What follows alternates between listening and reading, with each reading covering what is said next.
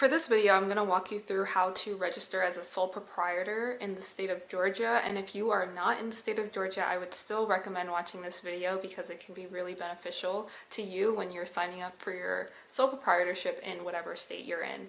A little side note, it is different in each state. Some just might require a little bit more information while others don't, but don't let that discourage you because it's just a formality, and honestly it's not much different than it would be for the state of Georgia, for example. First, I'll explain what a sole proprietor is, and if you've watched my previous video where I broke down all the different business types, I went in depth in that video. So for this video, I'm just going to give you a brief description of what it is and how you can benefit from one. The definition of a sole proprietorship is an entity owned by one person where there is no legal distinction between the business and the individual.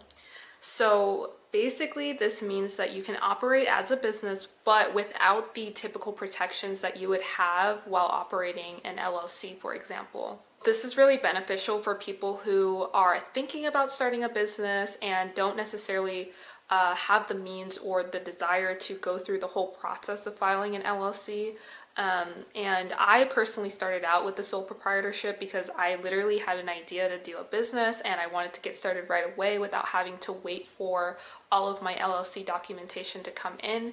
So in the state of Florida, I filed for a sole proprietorship, and within a few days, I was able to use that sole proprietorship to open up an Amazon FBA account.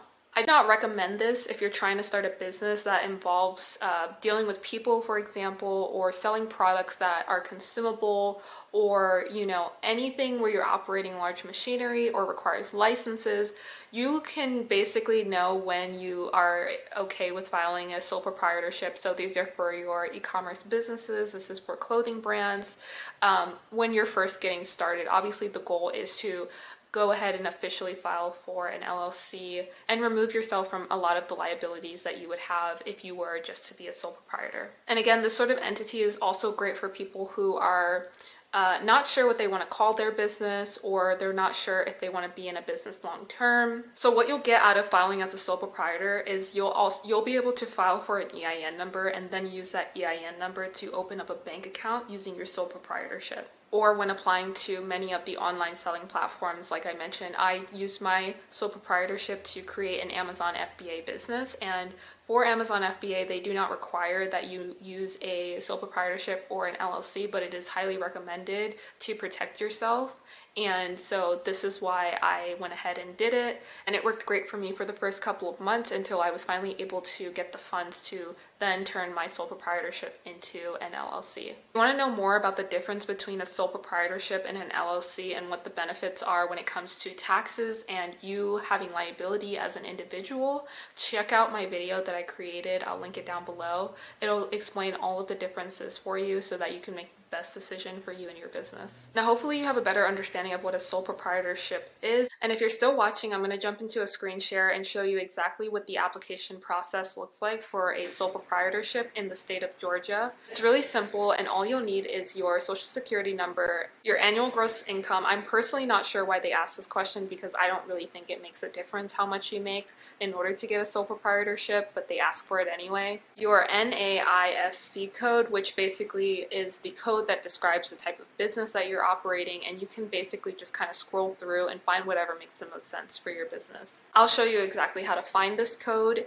in the screen share so you don't have to worry about that. And last but not least, the type of tax account that you are signing up for. This isn't as important unless you're trying to get into more taboo businesses such as dealing with alcohol, tobacco, gambling, those sort of things. And if you are dealing with any of those types of businesses, I do recommend that you just go straight to filing your LLC because I know that there are some licenses that are required to deal with these sort of businesses. So with all that being said, I'm going to jump into the screen share now, and if you have any questions before this video ends, feel free to leave a comment down below and I will definitely be sure to answer all of your questions as quickly as I can.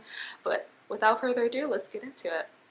Here we are on the Georgia Department of Revenue's website. And basically how I got here is I just typed into Google file for a sole proprietorship in the state of Georgia. And if you are not filing for the state of Georgia, then you can also do the same Google search and insert the name of your state. So here on the Georgia website, they have a list of things that you'll need, which I've already mentioned previously, and then the steps as to how to file for your sole proprietorship. They have it separated by whether or not if you filed a tax return in Georgia versus if you have not. For this video, because it's beginner friendly, I'm just going to focus on those of us that have filed for a tax return in the state of Georgia. So this means you've had a job here, you've been a resident here for a while, so you have tax returns to prove it. So what you'll do is you'll first need to sign up for a Georgia Tax Center account.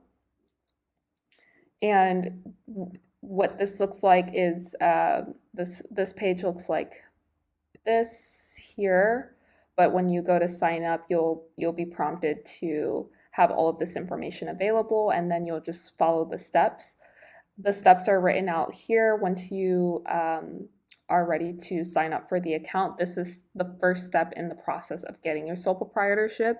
You essentially need to make an online account with the Georgia Tax Center. So you'll just go to the website, you'll sign up, and just follow through. For the account type, you'll select individual income tax, and then you will enter your social security number or your ITIN number, and then click next. You'll confirm that number and then insert your federal adjusted gross income. And earlier in the video, I mentioned that I wasn't sure why they were asking for this, but now it makes sense that they essentially want to be able to look you up in the system, the IRS system, as quickly as possible to confirm that you are indeed a tax-paying citizen. Once you've done that, you will click next, and then you will sign up for the e-correspondence and record your confirmation number. They will also be sending you a confirmation email to the email address that you have provided.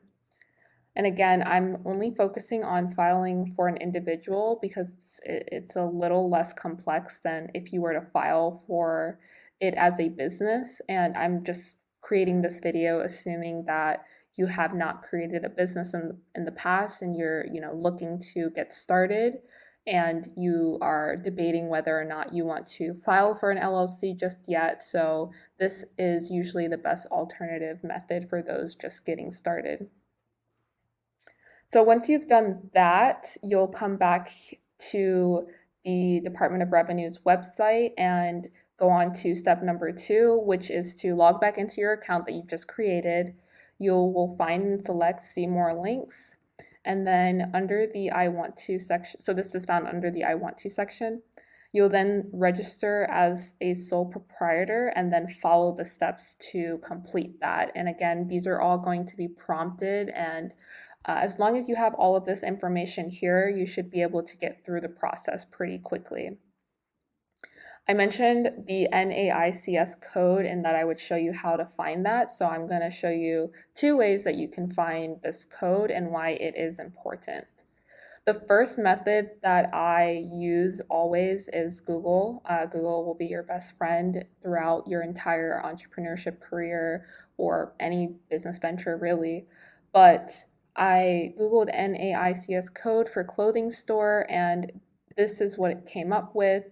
Again, if you're unsure of the type of business you want to start, just find something as close to it as possible, or it could even be very generic, such as clothing store. You can see here that they have even more specific ones: family clothing store, women's clothing store, etc. But again, just for this application, you don't want to get caught up on this because it shouldn't be too complicated.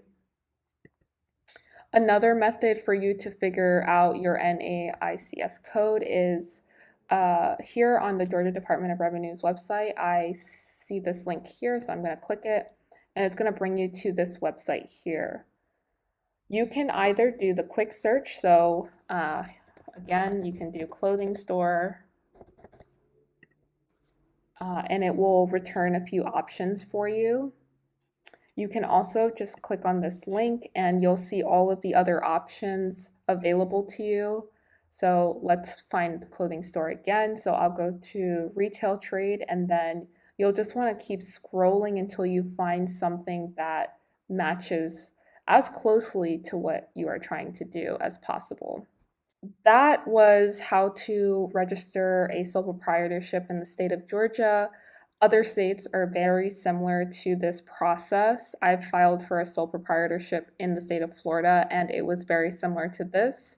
I didn't need much else besides what they have listed here. I found it to be a really great way to enter into, starting my own business without having to go through the hassle or the financial burden of filing an LLC without knowing what I was doing first. So, if you have any questions, please leave a comment down below. And thank you so much for watching.